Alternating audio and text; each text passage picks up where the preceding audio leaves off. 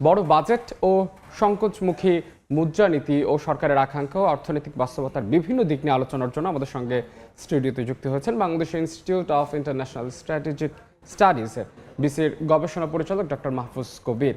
জনাব মাহফুজ কবির, এই সময়ের বাণিজ্যে আপনাকে স্বাগত জানাচ্ছি। ধন্যবাদ। আমরা যে প্রতিবেদনটি দেখলাম, শুরুতে আপনার কাছে জানতে চাচ্ছি যে কাঁচামাল ও প্রযুক্তি সীমাবদ্ধতার কারণে বাংলাদেশে কিন্তু পলিস্টাইল ফাইবারের একটি বড় অংশ আমদানি করা হয়। শুল্ক আরোপ হলে কি প্রভাব পড়বে? না, এই ক্ষেত্রে আসলে দুটো বিষয় আছে। একটা হলো যে আচ্ছা, কখন একটু শুল্ক বেশি আরোপ করা হয়, যখন আসলে ডোমেস্টিক যে ম্যানুফ্যাকচারিং বা ইন্ডাস্ট্রি সেটাকে প্রোটেকশন দেওয়ার দরকার হয়। আমি মনে করি যে এই বাংলাদেশে এখন কিন্তু অনেক প্রতিযোগিতামূলকভাবে পণ্যগুলো তৈরি হচ্ছে এবং দেশের বাজার সম্প্রসারিত হচ্ছে।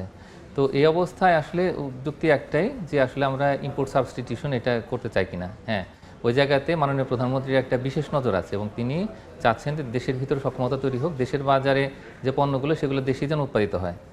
তো সেইটার একটা যুক্তির কারণে আসলে এখানে যে শুল্ক বা শুল্কের প্রস্তাব সেগুলো দেওয়া হয়েছে। আপনি একটু খেয়াল করলে দেখবেন যে অনেক কাঁচামাল আছে, মধ্যবর্তী পণ্য আছে, তো সেগুলোর ক্ষেত্রে আসলে এই শুল্ক কমানো হয়েছে।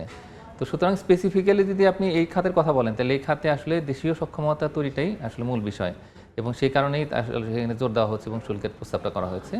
তো সেটা নিয়ে আমি মনে করি যে দেশের ভিতরে যারা উৎপাদনকারী আছেন তাদের সঙ্গে সরকারের একটু নিবিড় যোগাযোগ হওয়া দরকার। তাদের যদি অসুবিধা হয় এটাতে, তাহলে সেক্ষেত্রে বললে আমি মনে করি যে সরকার যথেষ্ট পরিমাণে ওপেন এবং মাননীয় অর্থমন্ত্রী, পরিকল্পনা মন্ত্রী তিনি এই বিষয়গুলো জানেন। তো সুতরাং এই জায়গাতে তাদের যে অ্যাসোসিয়েশন তারা যদি কথা বলে এই জায়গাতে এছাড়াও করে কিন্তু এই শুল্কের পরিবর্তন দরকার। আমাদের জনাব মাহফুজ, আপনি যেটা বলছিলেন দেশে উৎপাদনের কথা, কিন্তু পলিস্টার ফিলামেন্ট তৈরির স্প্রিং মিল তো বাংলাদেশে কম এবং 20% মতো উৎপাদন করছে। সক্ষমতা বাড়াতে আমাদের উদ্যোগ কি হওয়া উচিত বলে আপনি মনে করেন? না, সেই ক্ষেত্রে আসলে এই সুরক্ষাটা একটা বড় বিষয় এবং দেশের ভিতরে যাতে এই কাঁচামালটা তৈরি হয় বা এটার যে ইন্টারমিডিয়েট গুড সেটা যেন তৈরি হয়। আমাদের মূল কথা কি? মূল কথা হচ্ছে যে এর ভিতরে কাঁচামালের জন্য এফডিআই দরকার। এই সরকারের একটা জিনিস খেয়াল করে দেখবেন যে অনেকেই ভুল বুঝতে পারছে। মানে আমরা চাচ্ছি এই সেক্টরগুলোতে এফডিআই আসলে তখন কিন্তু এখানেই কাঁচামাল তৈরি হবে বা এই মধ্যবর্তী পণ্য তৈরি হবে। আমদানি না করে বরং যদি আমরা এখানে বিনিয়োগ করি এইখানে পণ্যগুলো তৈরি করতে, তাহলে কিন্তু এটা সহজ। এবং এফডিআইয়ের কথা এখন আমরা চিন্তা করছি যে ঠিক আছে, এখন মাননীয় প্রধানমন্ত্রী যে চীনে গিয়েছিলেন, মালয়েশিয়া গিয়েছিলেন, তো সেখান থেকে এফডিআই আসুক, এসে এখানে তৈরি হোক, ওইটাও সবচেয়ে ভালো। আর তা না হলে দেশের ভিতরে যদি আমরা কাঁচামাল তৈরি করি এই পণ্যের বা মধ্যবর্তী পণ্যের, তাহলে কিন্তু আমাদের সক্ষমতা বাড়ে। আমাদের মূল কথা হচ্ছে যে এই দেশের ভিতরে তৈরি হতে হবে এবং এইভাবে হচ্ছে ফরেন কারেন্সি রিজার্ভ সেটার উপরে যাতে চাপ তৈরি না হয় সেটা দেখতে হবে। তবে এরপরেও যদি আমরা এটার জন্য একটা ফ্লেক্সিবিলিটি চাই, তাহলে সেক্ষেত্রে এসআরও পরিবর্তন করার জন্য এনবিআর নতুন চেয়ারম্যান আছে, তার সাথে কথা বলা যায়। সিনথেটিক ওভেন ফেব্রিক এবং পিভিসি ও পিইটি রেজিনের নতুন শুল্ক কাঠামো নিয়ে আপনাদের অবস্থানটাকে একটু জানতে চাচ্ছি।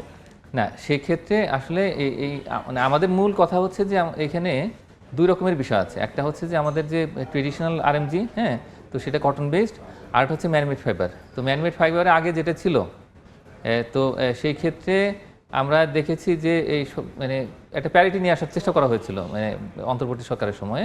তো সেইখান থেকে আমরা কিছুটা কিন্তু এখন ভিন্ন রকমের নীতি অবলম্বন করছি।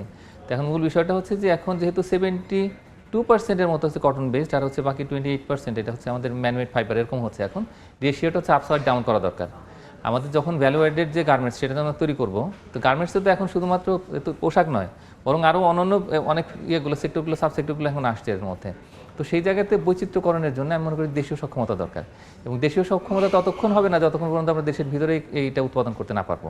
মানে এখানকার যে ব্যাকওয়ার্ড লিঙ্কেজ, তো ওই ব্যাকওয়ার্ড লিঙ্কেজটাই হচ্ছে এখন টার্গেট। তো সুতরাং ওই জায়গাতে যদি আমরা মানে ডিরেক্ট যে ইম্পোর্ট আর কি ফিনিশ গুড, তো ওইটা যদি আমরা না করে বরং দেশের ভিতরে যদি সক্ষমতা তৈরি করি, সেটার জন্য আসলে শুল্কের যে কাঠামো সেটা প্রস্তাব করা হয়েছে। তো এই জায়গাটাতে আমি মনে করি যে হ্যাঁ, আলোচনার সুযোগ আছে। এখনও আলোচনা করলে এইখানে যদি কারো সমস্যা হয় তাহলে সেটা অ্যাড্রেস করা যাবে। জনাব মাহফুজ, আসলে নতুন বাজেটে দেশ যেটা এই বাজেট নিয়ে একটু জানতে চাই যে বাজেটে ব্যাংক গ্যারান্টির বিপরীতে বন্ড সুবিধার জন্য সংযোজনের ন্যূনতম 20% শর্ত তুলে দেওয়া হয়েছে। এই আপনাদের খাতের কোনো প্রভাব পড়বে কিনা? না, সেক্ষেত্রে এখন এই সরকার যেটা করেছে এবং এটা আসলে একটা ধারাবাহিকতা, এর মধ্যেই কিন্তু এই যে ব্যাংক গ্যারান্টির যে বিষয়টা সেটা আস্তে আস্তে মানে সারা পৃথিবীতে কিন্তু ব্যাংক গ্যারান্টিতেই চলছে। মানে আমরা একদিন ধরে এলসি নিয়ে চিন্তাভাবনা করছিলাম বা সেভাবে কাজ করছিলাম। তো এখন আস্তে আস্তে যেটা হচ্ছে যে আরএমজি সেখানে LC back to back LC দিয়ে আমরা গড়ে তুলেছি, কিন্তু এর বাইরে ভ্যারাইটি অফ সেক্টরস যেখানে আসলে এগুলো সুবিধা নেই। তো সুতরাং আমাদের ব্যাংক গ্যারান্টি তো লাগবে। এখন আরএমজিতেও প্রচুর ব্যাংক গ্যারান্টি হচ্ছে, কিন্তু ওইখানে যেটা সমস্যা হয় সেটা হলো যখন এটা এবার বিক্রি করা হয় তখন ব্যাংকগুলো কিন্তু ইন্টারেস্ট চার্জ করে এটার এগেনস্টে। তো সেটা একটা বড় সমস্যা, এবং আমাদের যারা এক্সপোর্টার তারা বারবার এটাকে করছেন আর কি, বলছেন যে না এখানে ইন্টারেস্টটা যেন না থাকে এরকম, বা হলেও খুব একটা নমিনাল লেভেলে আর কি, খুব সামান্য পরিমাণে টোকেন হয়তো একটা অ্যামাউন্ট যদি হয় তাহলে সেটা ভালো। তো এইটা একটা বড় সমস্যা। আমি মনে করি যে এই জায়গায় তো খুব সিরিয়াসলি একটু নজর দেওয়া দরকার যে এখানে একটু রিফর্ম করা যায় কীভাবে, এটা একটা বিষয়। আর একটা হচ্ছে যে আস্তে আস্তে আমরা এলসি থেকে হয়তো ভবিষ্যতে এটা বের হবে, তার কারণ সারা পৃথিবীতে রিফর্মটা কিভাবে করা যেতে পারে আসলে? এটা হচ্ছে যে আমাদের টাইমলাইন করতে হবে, এটা নিয়ে বসতে হবে। এর মধ্যে আসলে সরকার বিভিন্ন দিকে নজর দেওয়ার কারণে, আর তো সরকার বয়স খুব বেশি হয়নি, মানে প্রায় 4 মাসের মতো, তো এই অবস্থায় আসলে সব দিকে নজর দিতে পারেনি।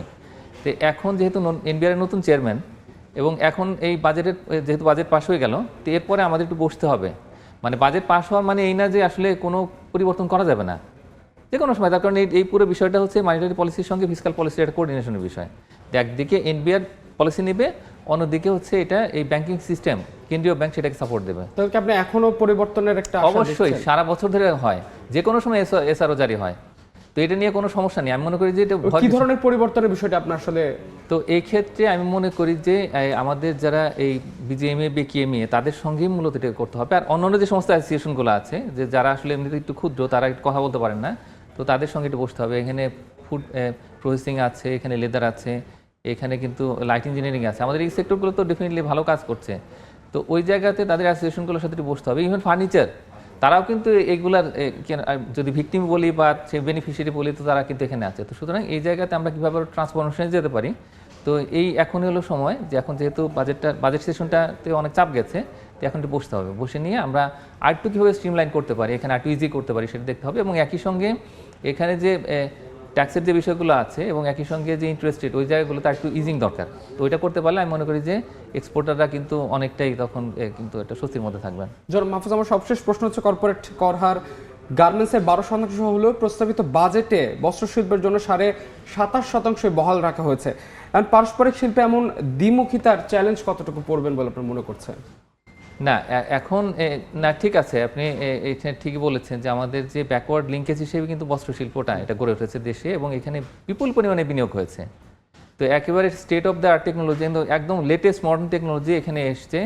কিন্তু ওনারা এখন মানে তারা খুবই হতাশ যে এখানে এই যে ট্যাক্স স্ট্রাকচার, এবং একই সঙ্গে এটার কারণ দেখা যাচ্ছে কি যে অন্য দেশগুলো, প্রতিবেশী দেশগুলো সুবিধা পাবে, তারা যে তৈরি করবে আমরা কিন্তু সেটার সাথে কম্পিট করে পারবো না। 2024 সালে থেকে আমরা দেখতে পাচ্ছি যে আসলে এখানে এক ধরনের কিন্তু অসম প্রতিযোগিতার ক্ষেত্র তৈরি হচ্ছে, এবং পার্শ্ববর্তী দেশ থেকে কম দামে আসছে, এবং তাদের ওইখানে অনেক সুবিধা দেওয়া হয়।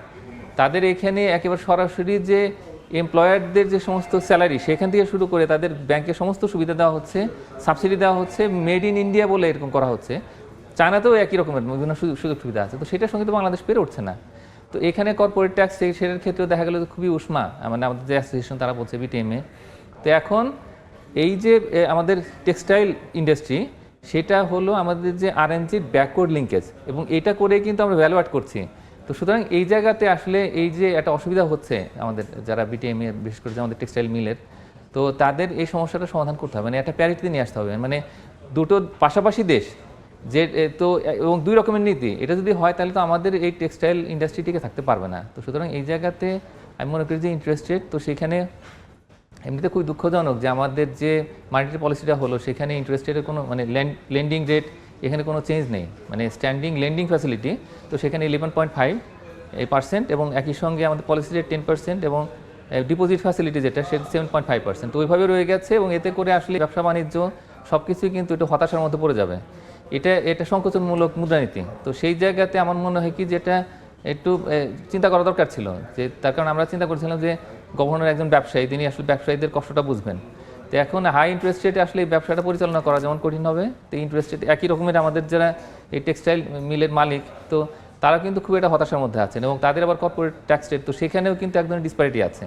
তো সব মিলে আসলে এই ধরনের হতাশা তৈরি হলে তখন কিন্তু দেশের প্রোটেকশন হবে না, এমপ্লয়মেন্ট জেনারেশন হবে না, গ্রোথ হবে না, এবং একই সঙ্গে যে পভার্টি রিডাকশন সেটা হবে না, এবং এক্সপোর্টও কিন্তু একটা চাপের মধ্যে পড়বে। অসংখ্য তো এইটা হচ্ছে বড় সমস্যা আর কি আমাদের জন্য। হ্যাঁ, অসংখ্য ধন্যবাদ ডক্টর মাহফুজ আপনাকে। ধন্যবাদ। দর্শক, আমাদের সঙ্গে স্টুডিওতে যুক্ত ছিলেন ডক্টর মাহফুজুল কবির।